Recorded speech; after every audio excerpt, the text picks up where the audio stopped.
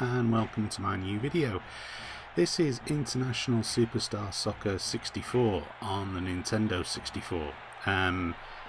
It also goes by the name ISS 64, which is far easier to say when you're trying to put together one of these videos, but hey, never mind. This, in my opinion, is probably the best football game on the Nintendo 64. And as a real sort of testament to how good it is, it still plays well even today. I mean, graphically it looks really good, obviously by today's standards. And if I just want to interrupt there, that was me, and that was an absolutely fantastic goal. That chap Okuda, what a hero. That is an amazing strike. In fact, let's have a look at that one again on the action replay. Look at that. Eat your heart out, Messi. That was awesome. Yeah, what was I saying? Yeah, after that strike, it most definitely is the best football game on the Nintendo 64. This was sort of the stablemate of Pro Evolution Soccer, and it really did show as well. I mean, the playability in this, just the sheer gameplay, it's just absolutely fantastic. It works so well and it plays so well. Comparing this to FIFA 64, there's just absolutely no competition whatsoever. This hammers FIFA 64 hands down. And funnily enough, this was the way it ended up being for quite some time. I mean, the Pro Evolution Soccer series, when sort of really took over the ISS mantle, and ISS really ceased to be, you know, no more. It just sort of got absorbed by Pro Evolution Soccer. And going into sort of the PlayStation 2, GameCube, Xbox era, basically the generation that followed this one, as far as gameplay was concerned, Pro Evolution Soccer dominated. I mean, it was just a cut above FIFA in terms of its playability, and this is really where that started to happen. The one thing with Pro Evolution Soccer, ISS 64, is that it doesn't have any licenses at all, so you get sort of made up names. You get some pretty comical made up names as well. I mean, the sort of England team seems to be a case of classic England players' names, but with slightly adjusted first names. So like, there's a player in there called Ken Hoddle. Well, I'm assuming it's Ken Hoddle, it's K Hoddle, and I just think that obviously the real player's name was Glenn, so Ken sounds as close to it as possible. So that seems to be the sort of path they were going with. It's like how to get as close to a real player's name but not actually be there. And that was kind of the funny thing back then. You would have these players with really funny names, and you get that with Pro Evolution Soccer as well today.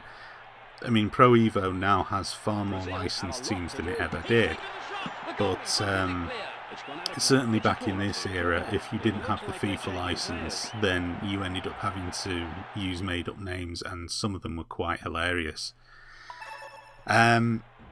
So yeah, I mean, this is a really good game. I mean, you can see there's so much attention to detail in the actual menus as well. You know, there's a whole lot of things there which relates to, you know, the player's own statistics and stuff like that, and their conditioning and everything, which really does make an impact on the game. And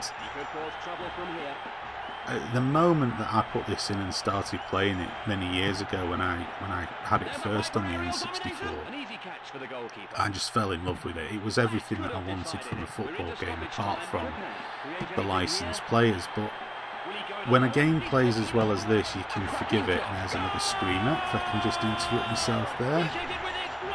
Hashimoto, the absolute gem. I'm absolutely. This is how good I am. I'm taking Brazil to the cleaners here. We won't mention the difficulty level the game is on. But yeah, it's just packed full of moments like that, and it feels so much more satisfying to play. When I was playing the FIFA game, you know, it was so frustrating. Didn't know what, you know, didn't really know what you were supposed to be doing. You didn't feel like you had control over the players and so on. It's totally the opposite in this. You feel like you've got complete control over the players, although sometimes when you see me play it doesn't look like that, but believe me, you do. And it makes a massive difference to the game. You can have all the licenses, you know, and all the real life player names and so on and so forth. You can have all of that, but if the game plays really badly, then it doesn't make any difference. And this was the lesson that EA learned, because for a real long time they had all the licenses and they were just churning these games out that they really didn't have, you know, any idea at all in terms of what they were doing.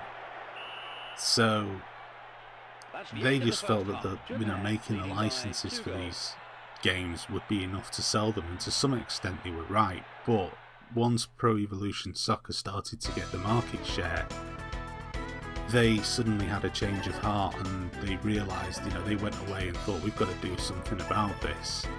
And they fought back. This generation of consoles, there's been no doubt in my mind that the FIFA games have been by far and away better than the Pro Evolution Soccer games. The Pro Evolution Soccer still has its fans, but at the same time, you know, I think that it's also very clear that the FIFA games have embraced this generation with far more ambition than what the Pro Evolution Soccer ones have done. I mean, for the longest time they were still using old engines, they were still using the very same sort of setup that they'd done on the PlayStation 2, and it just didn't work. You know, once FIFA got its act together with regards to the game's playability and stuff like that, mixed with the licenses that they had, that was pretty much it for Pro Evo. So yeah, but ISS 64 on the Nintendo 64, it's an excellent football game, without doubt, in my opinion the best on the N64, and it's well worth checking out. Thank you for watching this video, and stay tuned to my channel for more to come.